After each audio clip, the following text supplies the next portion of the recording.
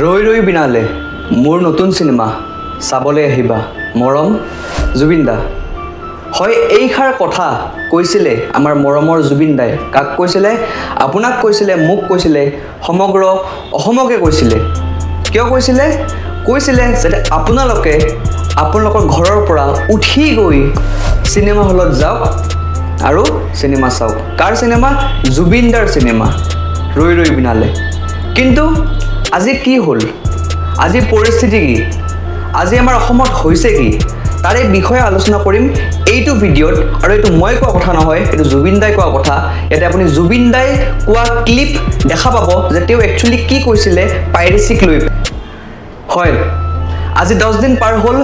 ৰৈ ৰৈ বিনালে আমাৰ ছবি গ্ৰহত আহা মুকলি হোৱা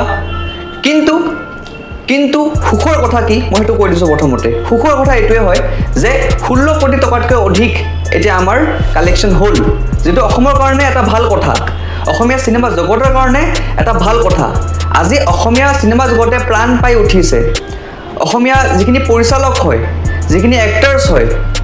সিহঁতে সকলোৱে সুখী কাৰণ তেওঁলোকৰ কামখিনি ৰাইজে ভাল পাইছে তেওঁলোকৰ কামখিনি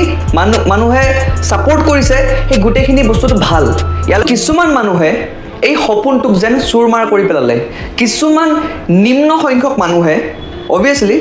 নিম্ন সংখ্যক কিছুমান মানুহে এই গুটে সপোনটো যেন ভাঙি পেলালে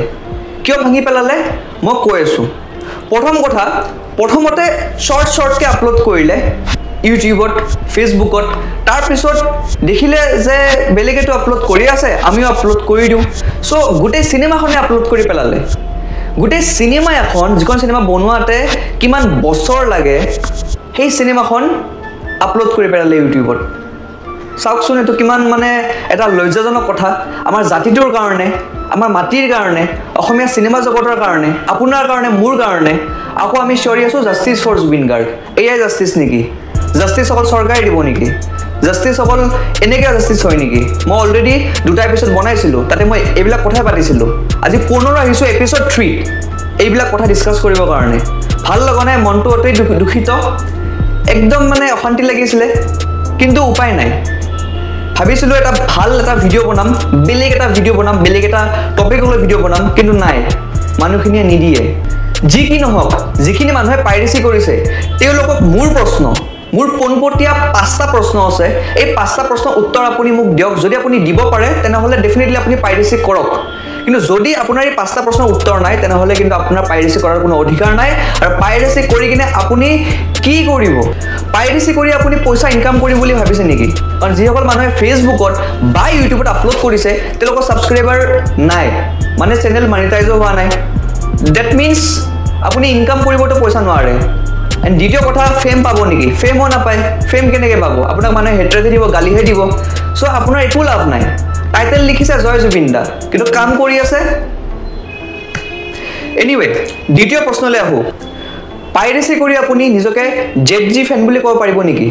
পাইৰেচি কৰি আপুনি জাস্টিস ফৰ জুবিন গাৰ্গ ফেসবুকত লিখিব পাৰিব নেকি হোৱাটছএপত লিখিব পাৰিব নেকি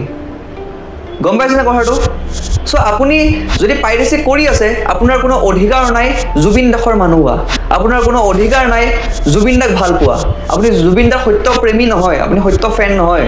আপুনি অসমীয়া সিনেমাক ভাল নাপায় কথাটো তেনেকুৱা মোৰ তৃতীয়টো কথা পাইৰেচি কৰিলে অসমত ভৱিষ্যতে কোনোবা পৰিচালকে কোনোবা প্ৰডিউচাৰে পাৰিব নেকি আকৌ এখন সিনেমা নতুনকৈ বনাবৰ কাৰণে আপুনি ভাবিছে নেকি যে ইয়েস আমি পাইৰেচি কৰি দিও আকৌ এখন নতুন সিনেমা আহিব এবছৰ পিছত আমি সেইখনৰ পাইৰেচি কৰি দিম তাৰ পিছত আকৌ এখন আহিব সেইখনৰ পাইৰেচি কৰি দিম তেনেকৈ মানুহখিনি ভয়ে খাই যাব কাৰণ কোটি কোটি টকা খৰচ কৰি পেলাই এখন সিনেমা বনোৱা হয় প্ৰযোজকৰ কিমান পইচা লাগে আপুনি সেইটো গম পায় নেকি সো সেইখিনি গোটেই কষ্ট পানীত মিহলি হৈ গ'ল মানুহে ভয় খাব যে ভিডিঅ' নবনাও আৰু 4 নম্বৰ কথা পাইৰেচি কৰিলে জুবিন দাই ন্যায় পাব নেকি আজি আমি সমগ্ৰ অসমে জুবিন দাৰ ন্যায়ৰ কাৰণে কাম কৰি আছে ৰৈ ৰৈ বিনালেও জুবিন দাৰ ন্যায়ৰ কাৰণে কাম কৰি আছে কাৰ ন্যায় অসমীয়া সিনেমাৰ ন্যায় অসমীয়া ছবি গ্ৰহৰ ন্যায় আজি কিমানটা ছবি গ্ৰহ মুকলি পাইছে জুবিন দাৰ এই ফিল্মখনৰ কাৰণে এই ছবিখনৰ কাৰণে ৰৈ ৰৈ বিনালে আপুনি হেইটো ভাবিছক এইটোৱেটো ন্যায় হয় মোৰ পঞ্চম প্ৰশ্ন অৰ্থাৎ শেষৰটি প্ৰশ্ন পাইৰেচি কৰিলে অসমৰ উন্নতি হ'ব নেকি আপুনি উন্নতি বিচাৰি আছে ন আপুনি নৱ প্ৰজন্ম হয়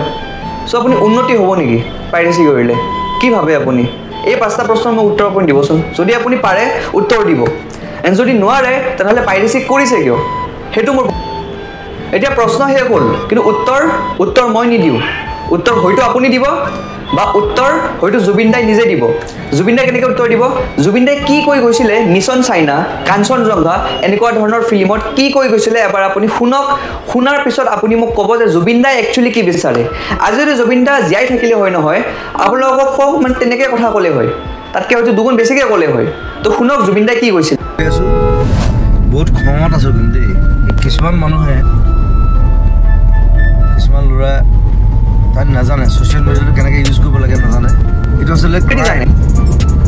ক্ৰাইম কৰিছে চিনেমাখন হলত চাইছে তেওঁলোকে লাইভ ভিডিঅ' দিছে সেইটো নাপায় এইটো বস্তু জানিব লাগে যে অসমীয়া চিনেমা এখন ইমান কষ্ট কৰি বনোৱাৰ পিছত ইমান প্ৰচাৰ কৰাৰ পিছত ৱাই মূলত অকণ কিবা এটা থাকিব লাগে ব্ৰেইনটো যে এইটো থাকিব লাগে এতিয়া মোক খং উঠিছে কিন্তু মই সিহঁতক থানাত ভৰাব পাৰোঁ থানাত যাবই যিয়ে জেং কৰিব তাকে থানাত ভৰাম আমাৰ গোটেই কাঞ্চনজংঘা টিম আছে পাইৰেচিৰ কাৰণে যথেষ্ট অসুবিধাৰ সন্মুখীন হৈছে আপোনালোক পাইৰেচি আমাৰ গোটেই মাৰ্কেট শেষে কৰিব লাগে আচলতে ক'বলৈ গ'লে আৰু আজিকালিতো এটা গান ৰিলিজ হোৱাৰ লগে লগে চবৰ মোবাইল হৈ যায় চ' CD নিকিনে মানুহে কেছেটটো নাইকিয়া হৈ গ'ল চ' খুবেই দুৰৱস্থা আচলতে তথাপি আমি সাহস কৰি নিজৰ মতে কৰি আছোঁ নিজৰ প্ৰডাকশ্যন গতিকে যথেষ্ট সাহসৰ দৰকাৰ হৈছে চ' আপোনালোকে চালে জুবিন দাই কি ক'লে ৰাজেশ ভূঞা ডাঙৰীয়াও যোনে পৰিচালক হয় ৰেডিঅ' বিনালে ফিল্মখনৰ মুভিখনৰ ছবিখনৰ তেওঁ কি কৈছে আপুনি অলৰেডি জানে সকলোৱে মিলি জুলি অশেষ কষ্ট কৰি 31 তাৰিখে ৰাইজৰ মাজত ছবিখন ওলাই দিলোঁ 19 বছৰে গৰ্ভধাৰণ কৰি থকা এটা শিশু ৰৈ বিনালে আজি 9 দিন হৈছে 9 দিন আজি মাত্ৰ 9 দিন হৈছে এই 9 দিনীয়া শিশুটোক বাচ্চাটোক কিছুমান অভদ্ৰ অসভ্য মানুহে কাটি কুটি বজাৰত বিকি দিছে ফেচবুকত কৈছে হয়নে অলৰেডি গম পাই তেওঁ দুখ প্ৰকাশ কৰিছে তেওঁ কৈছে যে গৰু চোৰৰ চোৰ ফিল্ম চোৰৰ চোৰ তো আপুনি চোৰ হয় এটা তো চোৰ হ'ব মানে চোৰ হৈ ভাল লাগে নেকি চোৰ হৈ ভাল পাইছে নেকি